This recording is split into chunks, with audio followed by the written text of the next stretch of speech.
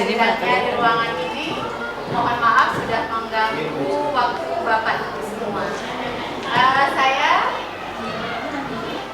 Bining Mujiati, calon guru penggerak Angkatan 9, akan mensosialisasikan tentang budaya positif atau transformasi sekolah menuju budaya positif. Ini merupakan tugas modul 1.4,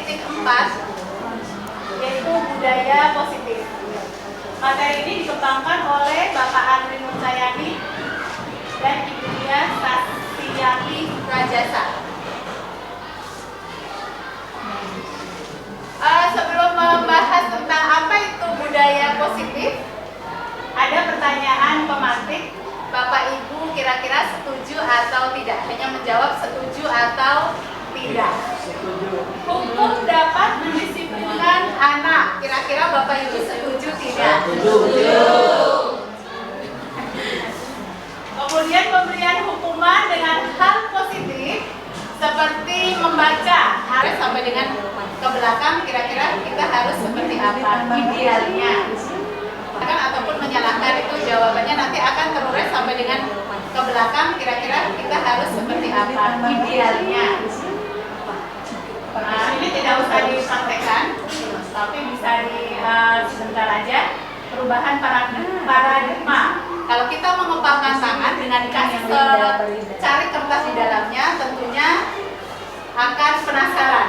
Misalkan saya nih, kepalan saya itu ada sesuatu. Saya kasih ke Pak Tamim. Pak Tamim itu kira-kira penasaran untuk membuka tidak? Ya. Penasaran. Tapi saya tidak mau. Mungkin Pak Tamim akan menghardik atau merayu saya dengan rayuan-rayuan tertentu. Begitu. Ayo buka misalkan. Nanti akan saya kasih hadiah apa? Misalkan ya Pak ya. Tapi saya tetap tidak mau membukanya. Atau bahkan saya mau membukanya. Perubahan paradigma teori kontrol, ilusi kontrol. Ilusi guru mengontrol murid. Mudah-mudahan nggak salah baca. Ilusi bahwa kritik dan membuat orang merasa bersalah dapat menguatkan karakter. Ilusi bahwa semua penguatan positif efektif dan bermanfaat.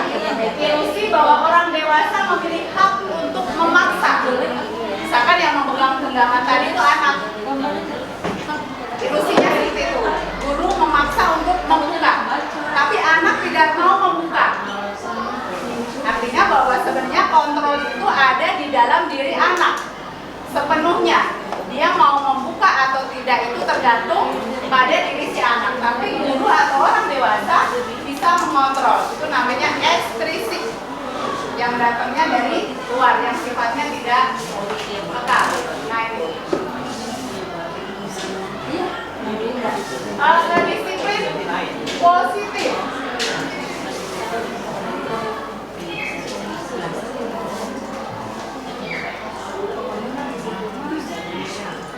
Kembali lagi loncat ke disiplin positif ya.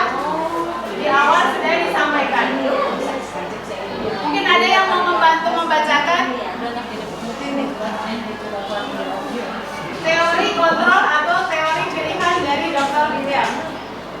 Anda tidak bisa mengontrol orang lain, hanya Anda yang bisa mengontrol diri Anda. Makna dari genggaman tangan tadi, bahwa sebenarnya yang bisa mengontrol diri adalah diri sendiri, bukan orang lain. Seperti tadi kepalan tangan saya itu mau Pak Tamim buka, saya nggak mau dengan rayuan apapun, karena mungkin ada alasan tertentu yang punya, orang lain tidak perlu tahu. Bisa jadi seperti itu, atau mungkin bisa jadi saya akan buka karena dengan rayuan-rayuan Pak Tamim yang membuat hidup saya mungkin akan menjadi lebih baik. Tentunya akan saya buka dengan 10 juta Bu Mimin, sedangkan saya punya pinjam uang 10 juta akan saya kasihkan, karena yang ada dalam genggaman saya itu tidak ada harganya. Gitu. Kemudian semua perilaku memiliki tujuan. Saya membuka atau menutupnya itu saya memiliki tujuan. Saya punya arah tertentu. Kemudian model berpikir atau menang-menang, kolaborasi dan konsensus mencipta pilihan-pilihan baru. Kemudian realitas atau kebutuhan kita berbeda, karena kita punya tujuan, tentunya kebutuhan kita berbeda. Dari yang tadi pertanyaan pemantik tentang disiplin, kira-kira apa sih makna disiplin itu?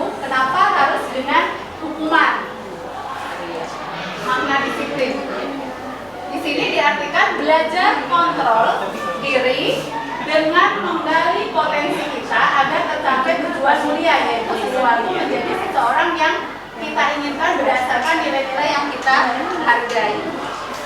Itu jawaban itu ngantuk ya. Nah, ada motivasi intrinsik. Motivasi intrinsik itu ekstrinsik dari luar.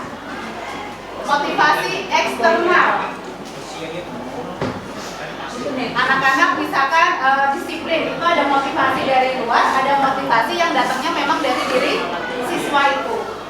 Eksternal itu untuk menghindari hukuman. Saya datang lebih pagi biar tidak dihukum. Itu motivasi eksternal anak. Kemudian untuk mendapatkan imbalan, saya maju ke depan biar karena mau dikasih hadiah Pak Tatang, coklat misalkan. Itu dia tergerak. Tapi beda dengan motivasi yang datangnya dari diri sendiri.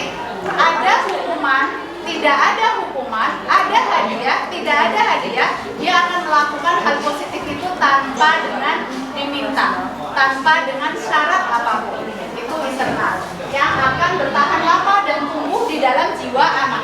Tapi kalau eksternal, dorongannya adalah karena menghindari hukuman, karena mau mendapatkan hadiah. Kemudian ada 5 posisi kontrol kita sebagai seorang guru. Apakah kita menjadi seorang penghukum, pembuat rasa bersalah, menjadi teman, pemantau, atau manajer? Idealnya nanti yang mana yang harus kita lakukan. Kemudian anak melakukan hal-hal tertentu karena untuk memenuhi 5 kebutuhan dasar manusia, yaitu kebutuhan hidup, penguasaan, kasih sayang atau cinta kasih, kita dihargai atau merasa diterima di lingkupnya, kemudian kesenangan dan kebebasan. Makanya kita anak itu melakukan itu ada alasannya. Nah, mungkin ada kebutuhan anak yang tidak atau belum terpenuhi. Misalkan di kelas nyatet atau LKS, padahal dia senangnya praktek, maka kebebasannya dia itu tidak terpenuhi, maka anak berontak. Untuk memecahkan masalah dari kelima kebutuhan dasar yang tidak terpenuhi, anak membuat masalah. Nah, kita akan menjadi 5 posisi kontrol itu. Yang tadi, yang dihukum untuk disiplin. Kemudian kalau misalkan tidak dengan dihukum, ada namanya segitiga restitusi dalam tahapan menyelesaikan masalah yang terjadi pada siswa. Segitiga restitusi itu yang pertama yaitu menstabilitaskan identitas. Anak itu diakui identitasnya. Kemudian validasi masalah, dan yang terakhir yaitu menanyakan keyakinan kelas yang telah disepakati bersama. Silakan Pak Tatang. Yang tadi dulu. Yang tadi. Kalau paradigma baru itu maksudnya kita nggak usah menghukum. Ya, paradigma baru itu kita tidak usah menghukum. Kita lihat ya Pak selanjutnya alasan-alasannya. Penasaran. Apakah makna disiplin? Nah, di sini. Makna disiplin. Kira-kira kalau kita udah mendengar disiplin, erat dengan hukuman, erat dengan peraturan, atau seperti apa? Erat dengan punishment. Erat dengan punishment. Terima kasih, 7.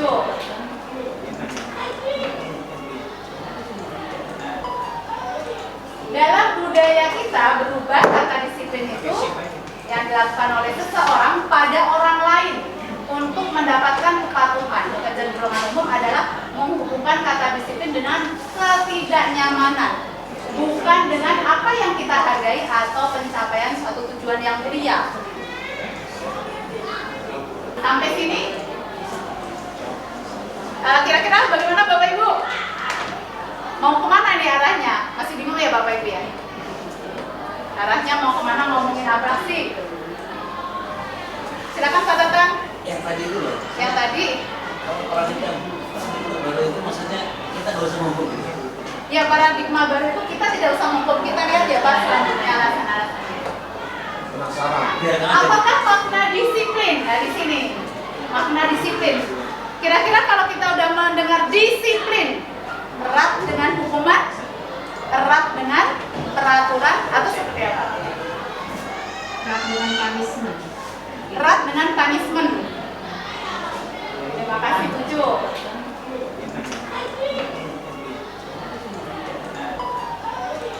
Dalam budaya kita berubah kata disiplin itu yang dilakukan oleh seseorang pada orang lain untuk mendapatkan kepatuhan, disiplinkan dengan hukuman.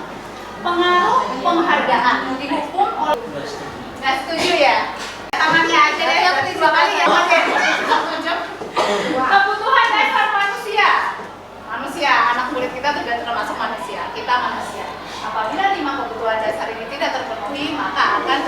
tadi pelanggaran. Kasih sayang dan rasa diterima. Cinta kasih, penguasaan, kesenangan, bertahan hidup itu paling utama dan kebebasan.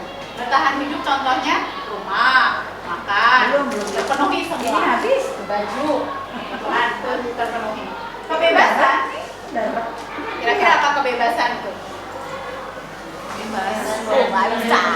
Nah, untuk berpendapat, jaringan, untuk menentukan pilihannya ya, kesenangan, healing, gak pernah refreshing, ngajar terus. Penguasaan, diakui, misalkan nilainya A atau lolos P3K, itu penguasaan. Kasih sayang, kita diterima di lingkup kita, di keluarga kita harmonis, misalkan di sekolah kita dihargai, ada temennya, tidak tersingkir atau tidak dikucilkan. Nah, menghitung dan mengukur. Apa peraturannya kemarin? Harus pakai sepatu hitam kan? Kenapa kamu putih? Itu termasuk memantau. Kalau manajer mengajukan pertanyaan-pertanyaan, apa yang kita yakini, apa yang bisa kamu kerjakan untuk memperbaiki masalah. Nah, idealnya kita sih sebagai manajer, tapi apakah dengan situasi dan kondisi sekolah kita tepat diterapkan? Belajar. Saya kecewa sekali dengan kamu sih. Nah, kira-kira jadi apa Pak Tatang? Pertanyaan itu membuat orang merasa bersalah. Ayo Biro, kedua. Menurut kamu dengan rambut gondrong keren? Iya. Terus apakah keyakinan kelas yang kita sudah sepakati kamu sesuai dengan keyakinan kelas yang kita sepakati? Tidak Bu, karena berambut gondrong itu dilarang di SMP 7. Lalu kira-kira apa yang akan kamu lakukan? Pertanyaannya seperti ini. Dengan lembut, dengan halus, butuh waktu, kesabaran, dan harus makan dulu. Kamu selalu yang paling terakhir. Ini sudah langsung memedonkan ya anak. Kalau kita mungkin selama ini sudah menjadi seorang manajer. Setelah mempelajari ini saya pun paham, oh saya itu ternyata di posisi penghukum. Jadi mudah-mudahan dengan mempelajari ini saya pun akan berubah perlahan-lahan menjadi manajer. Itu ya Bapak Ibu. Kita bisa menilai diri kita sebagai apakah kita mau validasi kesalahan anak, kemudian menanyakan tentang keyakinan. Jadi keyakinan atau peraturan itu memang sangat diperlukan untuk menyelesaikan sebuah permasalahan pada anak.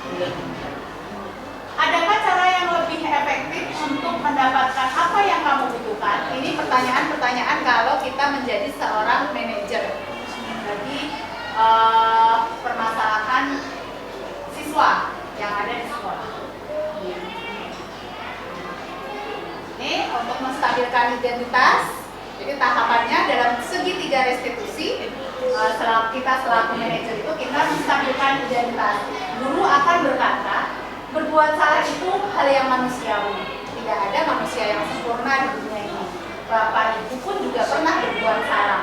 Kita pasti bisa menyelesaikan permasalahan ini. Bapak Ibu tidak tertarik untuk mencari siapa yang salah dan siapa yang benar. Tetapi kita akan menyelesaikan masalah bersama. Kalau kamu menyalahkan dirimu sendiri terus-menerus, apakah kamu bersikap baik pada dirimu sendiri? Itu mungkin pertanyaan-pertanyaan yang bisa kita pakai untuk menstabilkan identitas siswa. Kemudian validasi kebutuhan atau validasi kesalahan. Guru akan berkata, kamu bisa saja kan melakukan hal lebih buruk daripada hal itu. Jadi apa yang sudah dilakukan anak seolah-olah tidak apa-apa, karena itu masih hal yang bagus daripada dia akan melakukan hal yang lebih buruk. Kamu pasti punya alasan mengapa melakukan hal itu. Apa yang penting bagi kamu? Kamu boleh tetap berusaha menjaga sikap ini, tapi tambahkan sikap yang lain yang baru. Maukah kamu belajar cara lain untuk mendapatkan yang kamu butuhkan tanpa harus memukul, misalkan anak memukul, atau misalkan apa gitu. Apakah kamu bisa melakukan dengan lebih baik besok lagi? Nah, membuat perjanjian berarti ya. Dan yang ketiga itu menanyakan keyakinan. Berarti sebelum kita melakukan ini kita memang sudah harus membuat keyakinan atau kesepakatan bersama baik di kelas maupun di sekolah. Apa nilai yang kita percaya di kelas atau di sekolah kita? Nilai-nilai apa yang telah kita sepakati? Kelas ideal itu yang seperti apa menurut kamu? Kamu ingin jadi anak seperti apa? Apa yang kamu rasakan ketika kamu melakukan itu? Kamu menjadi orang yang seperti apa? Dan lain sebagainya. Nah, ini refleksi buat diri saya sendiri yang tadi sudah saya sampaikan, bahwa setelah mempelajari atau ikut diklat calon guru penggerak, saya baru tahu ternyata posisi saya selama ini adalah menjadi seorang guru penghukum. Yang tentunya mudah-mudahan setelah saya mempelajari modul ini, mudah-mudahan Bapak Ibu guru dan saya mari bareng-bareng kita rubah paradigma kita kepada murid kita, walaupun memang susah. Posisi manajer itu memang sangat susah dari kemarin untuk diskusi. Kemudian perasaan apa yang muncul selama mengikuti sesi ini khususnya mengenai makna, disiplin, dan motivasi. Ini sebenarnya refleksi buat Bapak Ibu. Mungkin saya bisa dibantu, silakan Bapak Ibu setelah saya paparkan materi dari awal sampai dengan ini. Ada materi budaya positif, itu yang pertama adalah tadi 5 posisi kontrol guru, penghukum, manajer. Kemudian ada pembuat rasa bersalah, pemantau. Kemudian ada 5 dasar kebutuhan manusia yang apabila tidak terpenuhi maka siswa akan melakukan pemberontakan dan lain sebagainya. Kemudian segitiga restitusi. Setelah saya paparkan, kira-kira ada yang mau disampaikan? Perasaan Bapak Ibu, kemudian selama ini ternyata saya menjadi di posisi kontrol yang mana, kemudian saya akan menjadi among yang seperti apa? Among itu guru. Silakan Bapak Ibu, punya Bu bidang studi apa? Sini boleh Bu, biar terlihat di kamera. Jadi nanti saya potong. Silakan Bu Lasri, tepuk tangan buat Bu Lasri dong. Silakan Bu, biar terlihat. Perkenalkan, saya Sulastri, guru bahasa Inggris di SMP Negeri 7 Kota Tangerang. Setelah saya mengikuti paparan dari Bu Mimin, saya memiliki pengetahuan baru, paradigma yang baru, yaitu tentang disiplin. Dulu menurut saya disiplin itu adalah mengacu ke hukuman. Hanya hukuman saja. Saya tidak berpikir bahwa untuk mendisiplinkan siswa itu sebaiknya tidak menggunakan hukuman. Maksud saya bingung menjelaskannya. Kemudian menurut saya untuk mendisiplinkan siswa itu perlu memotivasi siswa itu agar dia memiliki motivasi intrinsik. Jadi tidak disiplin karena motivasi ekstrinsik gitu, dari luar. Jadi dari diri siswa sendiri, karena dengan motivasi intrinsik itu akan menimbulkan nilai positif untuk dia sendiri. Wow, saya bisa tunjukin. Baik, terima kasih Bu Lasri. Bukan ada mungkin tambahan dari Bapak Ibu yang lain? Nama dan terima kasih Bu Mimin. Nama saya adalah Dwi Puji Rayaniti. Di sini saya mengajar dan studi matematika. Di sini saya hanya masih menambahkan tentang kata disiplin. Ya, menurut saya memang disiplin itu perlu ditingkatkan, dan disiplin tidak kalau memang bisa dilakukan dengan cara tanpa menghukum, maka lakukan dengan cara tanpa hukuman. Tetapi disiplin itu sifatnya adalah harus dipaksa, karena melalui tahap awal pemaksaan maka akan menjadi pembiasaan, maka disiplin akan bisa berjalan secara otomatis. Ini tanggapan dari saya. Ya, terima kasih Bu Dwi. Ada lagi yang lain? Silakan Bapak Haji Yoyo selaku kurikulum SMP Negeri 7 Kota Tangerang. Saya persilakan untuk memberikan arahan kepada kita semua. Assalamualaikum warahmatullahi wabarakatuh. Terima kasih Bu Mimin, saya sudah dikasih kesempatan untuk menyampaikan kegiatan mengenai disiplin ya di sekolah kita. Sebenarnya sudah dari awal itu hanya mungkin penerapannya itu kadang-kadang suka menyempitkan arti. Pengertian daripada disiplin sendiri kadang-kadang seolah-olah disiplin itu adalah bentuk hukuman, gitu ya. Padahal tidak seperti itu. Itu hanya sebagian, gitu. Hanya sebagian bahwa disiplin itu adalah penerapannya melalui hukuman, gitu. Itu mayoritas. Tapi kalau misalkan kita melihat dari sisi yang lain, bahkan kalau saya mungkin nariknya ke sisi agama, gitu ya, ke sisi sholat. Nah, seseorang bisa disiplin sholat ketika ada niatan dari hatinya bahwa saya ingin sholat dengan benar, gitu, dengan tepat waktu, gitu ya.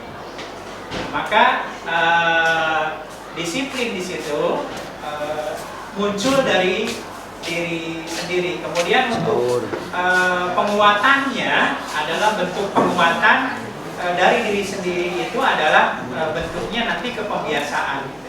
Kalau sudah kebiasaan, ada satu kenyamanan, ya, ada satu kenyamanan. Ini mungkin yang belum ada yang ini, mudah-mudahan ini tambahan bahwa ketika kedisiplinan itu sudah suatu kebutuhan kita, maka kita bergerak kemanapun berasa nyaman. Jadi berasa nyaman. Mau seperti apa, udah enak banget. Kalau misalkan kata Pak Haji Tatang kita menyampaikan itu, kalau misalkan kita tidak melakukan seolah-olah kita ada yang rugi, gitu, dalam diri kita. Nah, mudah-mudahan itu bentuk tambahan, ya, motivasi buat semuanya, buat anak-anak juga. Kedisiplinan itu mungkin suatu saat di sekolah kita menjadi kebutuhan. Nah, nggak banyak-banyak, Bu. Ya. Baik, terima kasih Pak Haji. Ya, terima kasih banyak kepada Bapak Haji. Terima kasih kepada Bapak dan Ibu guru semua atas waktunya. Mudah-mudahan kita selalu menjadi guru yang senantiasa dinanti kedatangannya oleh siswa-siswa. Kita bisa menjadi guru yang bisa menuntun siswa-siswi kita menuju ke kodrat alam dan kodrat zamannya. Kita adalah penghamba kepada murid sampai dengan seperti itu. Itu menurut filosofi pemikiran Ki Hajar Dewantara. Harapannya guru adalah sebagai among, sebagai pengomong, pembimbing kepada putra-putri kita semua, siswa-siswi kita. Terima kasih. Cukup sekian. Mohon maaf apabila ada kesalahan. Billahi taufiq wal hidayah. Wassalamualaikum warahmatullahi wabarakatuh. Waalaikumsalam warahmatullahi wabarakatuh.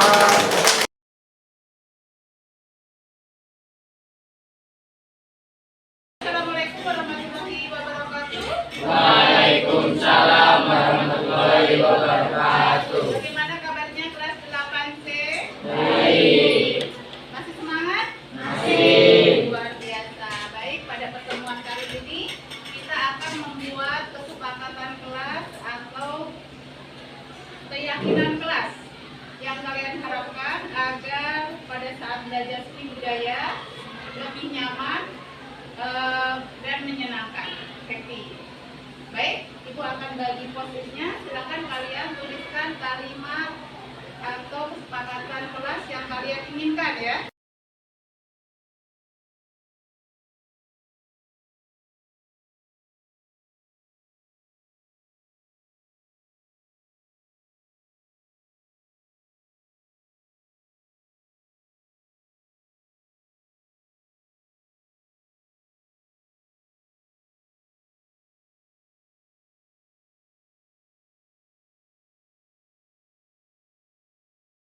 Ada yang bisa membantu Ibu membacakan di depan?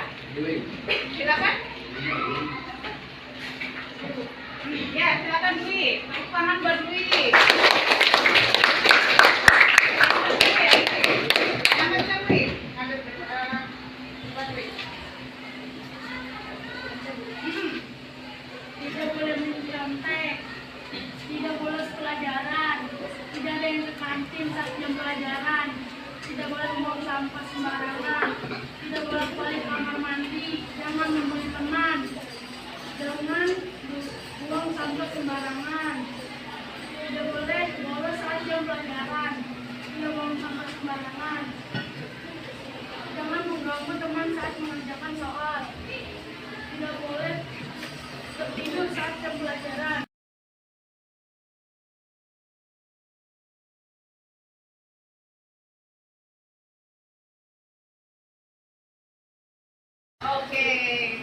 kesepakatan yang kamu buat. Semuanya kalimat negatif ya. Sekarang kalian silakan ubah dari tadi yang kalian buat menjadi kalimat positif. Silakan.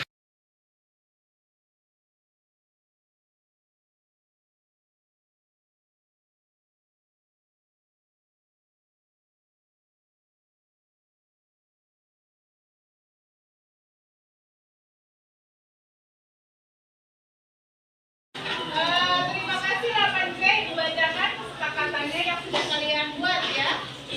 Membuang sampah pada tempatnya, buanglah sampah pada tempatnya, buanglah sampah pada tempatnya, buang sampah pada tempatnya. Jadi sama ya. Mari kita berteman tanpa membeda-bedakan.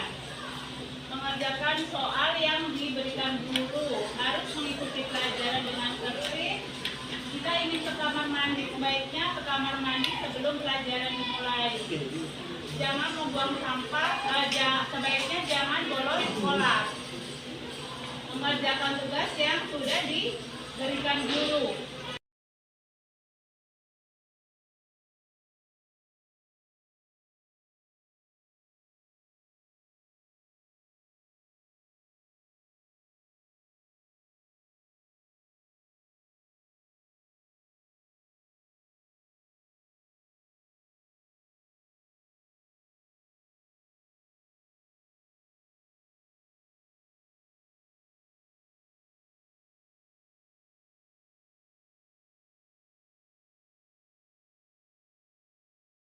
Yang telah kamu buat menjadi sebuah keyakinan kelas. Diharapkan bisa kalian taati bersama. Terus ke sini nak. Ya, oke.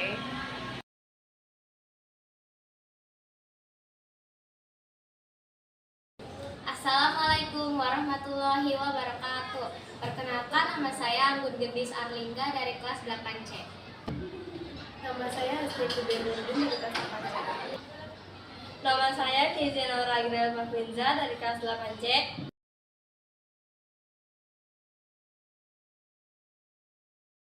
Menyenangkan sekali. Sangat menyenangkan. Sangat bersemangat.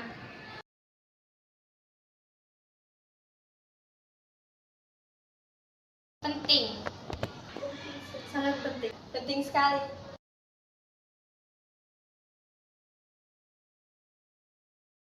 Agar bertanggung jawab. Mandiri. Belajar lebih nyaman.